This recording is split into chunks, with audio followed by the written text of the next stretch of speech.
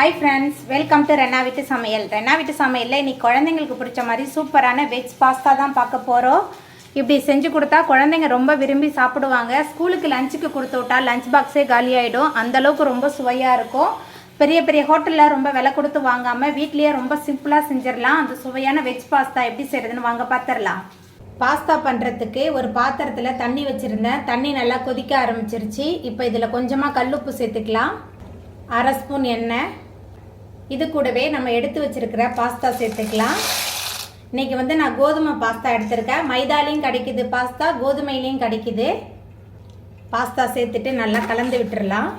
10 நிமிஷம் ஆகிட்டு பாஸ்தா சூப்பராக வெந்து வந்துருச்சு. பாஸ்தாவை இப்படி நம்ம அமுக்கி பார்த்தோமா இது அமுங்கணும்.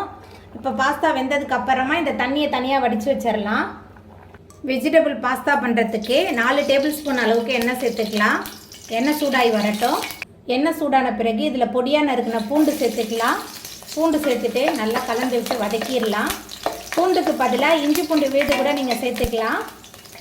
பூண்டு எண்ணெயில் நல்லா பொரிஞ்சு வந்துருச்சு. அதுக்கப்புறமா பொடியாக நறுக்கின 2 பெரிய வெங்காயம் சேர்த்துக்கலாம். வெங்காயம் சேர்த்துட்டு மறுபடியும் நல்லா கலந்து விட்டு வதக்கிடலாம். வெங்காயம் நல்லா வதங்கணும். அப்போ தான் பாஸ்தா ரொம்ப சுவையாக இருக்கும். நல்லா கலந்து விட்டு வதக்கி விட்டுடலாம். வெங்காயம் நல்லா வதங்கி வந்துருச்சு. அதுக்கப்புறமா பொடியாக நறுக்கின 2 கேரட் சேர்த்துக்கலாம்.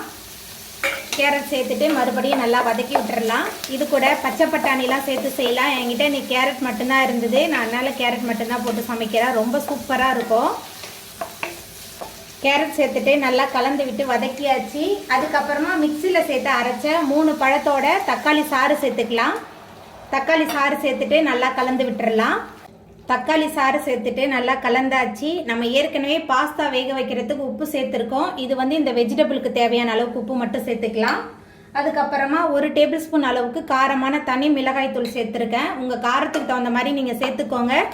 ஏன்னா மிளகுத்தூள் வேற சேர்ப்போம். அதனால் நான் 1 டேபிள் ஸ்பூன் அளவுக்கு தான் தனி மிளகாய் தூள் சேர்த்துருக்கேன். தனி மிளகாய் தூள், தக்காளி சாறு எல்லாத்தையும் சேர்த்துட்டு நல்லா கலந்து விட்டுறலாம். தனி மிளகாய் தூள், தக்காளி சாறுலாம் சேர்த்துட்டு நல்லா கலந்தாச்சு. இந்த தக்காளி சாறுலேயே இந்த கேரட் நல்லா வெந்து வரட்டும். நம்ம சேர்த்த கேரட் நல்லா வெந்து வந்துருச்சு. அதுக்கப்புறமா மீடியம் சைஸில் 2 குடமிளகா நறுக்கி வச்சுருக்கேன். குடமிளகா சேர்த்துடலாம். குடமிளகா சேர்த்துட்டு நல்லா கலந்து விட்டு வதக்கிடலாம். குடமிளகா 2 நிமிஷத்துலேயே நல்லா வதங்கி வெந்துடும். அதனால தான் கடைசியாக சேர்த்துருக்கேன். அதுக்கப்புறமா இதில் 3 டேபிள் ஸ்பூன் அளவுக்கு டொமேட்டோ கெச்சப் எடுத்திருக்கேன். கெச்சப் சேர்த்துக்கலாம். உங்கள் சுவைக்கு தகுந்த மாதிரி நீங்கள் சேர்த்துக்கோங்க. அதுக்கப்புறமா 2 டேபிள் ஸ்பூன் அளவுக்கு இடித்து வச்ச மிளகுத்தூள் சேர்த்துட்டு நல்லா கலந்து விட்டுறலாம்.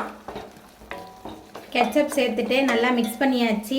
அதுக்கப்புறமா நம்ம வேக வச்சு வச்சுருக்கிற பாஸ்தா சேர்த்துக்கலாம். பாஸ்தா சேர்த்துட்டு நல்லா கலந்து விட்டுறலாம்.